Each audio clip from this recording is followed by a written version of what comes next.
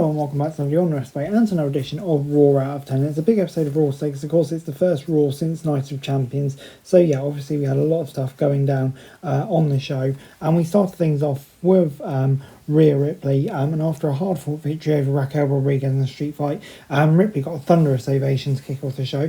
Before Mummy could talk about her revelation plans, Women's World Champ Io Sky interrupted, joining the former title holder in the square circle. The genius of the Sky informed Ripley that Raw General Manager Adam Pearce gave her the right to choose who she defends her title against Evolution, and she chose the Eradicator and warned her that what happens if Evolution is what Sky chose. The two stared down to close out a fairly straightforward segment to set the stage for the Evolution main event, and hinted this was the most physical and demanding match between them. This match will likely be better than the segment was, which was passable, if nothing more. But yeah, very interesting development. If I was at Sky, I probably would choose Natalia or something like that, I can't lie. But anyway, moving on to the World Tag Team Championships, New Day versus the Judgment Day. Balor and JD McDonough are World Tag Champs for the second time after beating New Day's Kofi Kingston and Xavier Woods in a fantastic match to kick off the first match of the night. New Day dominated early and often, working over McDonough until a hot tag to Balor that nearly blew the roof off the building. The action intensified with near falls and false finishes, including a Spanish fly from the top rope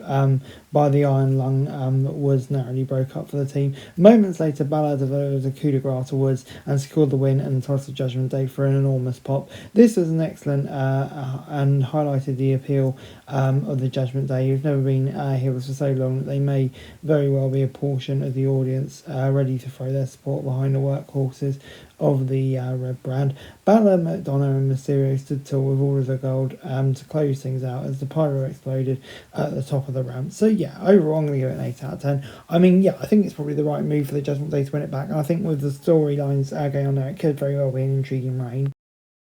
Adam Pearce made a match between Bayley and Lyra later for tonight, before we got an excellent video package hyping up Goldberg's return, and an injured Chad Gable told the Creed brothers to listen to Ivy. Before in the arena, Rusev and Sheamus added a chapter to their rivalry as they squared off. The showdown was a punishing physical match that tested the toughness of both men, their bodies marked with bruises and welts. Neither man took much of a sustained advantage, with each answering the opponent's best. Late in the match, the former teammates in League of Nations unloading on another, with Sheamus rocking the routine with a jumping knee on the face of Rusev that just narrowly kicked out of. The action spilled to the outside where Sheamus delivered a bro, but couldn't follow up on it. And back in the ring, Rusev barely recovered and caught his opponent with an eye poke and drove him throat first into an exposed turnbuckle, delivering the match kick for the win. A strong match that took some time to get going, but when it did, the result was an absolute banger, with an ending that all but ensured the rivalry's only getting started. So yeah, this is great stuff. Gets a 7 out of 10 from me.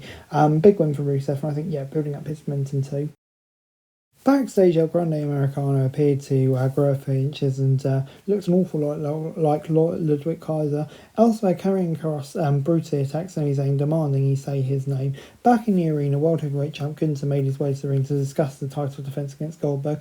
After some scathing insults directed at his opponent, the ring general asked the appropriate question, who next? Seth Rollins responded, making his way with Paul Heyman. The Visionary revealed he did not go to Saudi to cash in Money in the Bank, but rather to cost Punk the title, and reiterated that his Money in the Bank briefcase and an all-out assault on both champions, but hinted Gunther could be next. Punk then hit the ring, seeking revenge and nearly getting it, but had it not been for Rollins' eye rake and sprinting through the crowd, an angry Punk shoved Gunther to the mat, leaving the champ dismayed. Rollins, thrilled with actions, found himself on the receiving end of a beatdown from LA Knight. Another attack on his rival's eyes allowed him to escape. With one segment, 4 different stories were presented, with a potential 5th in the form of Punk Gunther. That's how you maximise minutes and bring top-tier feuds. Excellent, little segment this.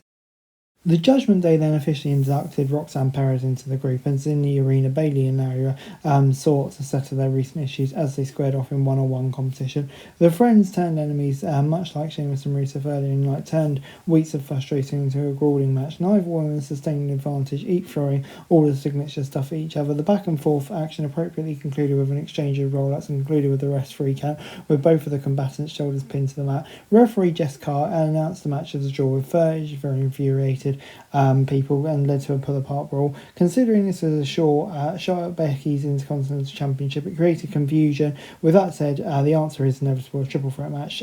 So yeah, the match will likely rule, but yeah, the way we got there wasn't great. 6 out of 10, I guess. Before we got Penta and Sammy versus Bronson Reed and Bron Breakker. Zayn, the purist babyface, refused to let Cross attack from earlier. Despite clear damage to his wrist, he stood alongside Penta battling the heels, and they had an early onslaught from the babyfaces by downing Zayn and working him over for large portions. Anytime the underdog from the Underground managed to come back, they ramped up the intensity and further punished him. A hot tag to Penta drew a huge pop, and he delivered his explosive offense to Breakker. The action broke down from there, culminating with Zayn mustering enough energy to send Reed out as a match with a suplex, only to have Breakker destroy him with a spear for the win. After the match, the heels attempted to further punish Zayn, only for Jey Uso to make the save. The former world champ laid into Breakker, then ended Reed's night by throwing a chair at his face. The babyfaces stood tall to close the show. A main event tag match that put over the seemingly unstoppable tandem of heels while making Zayn and Penta look good. Uso got the megastar entrance as well, sending the crowd home happy. So yeah, this was a good way to end the show. 7 out of 10.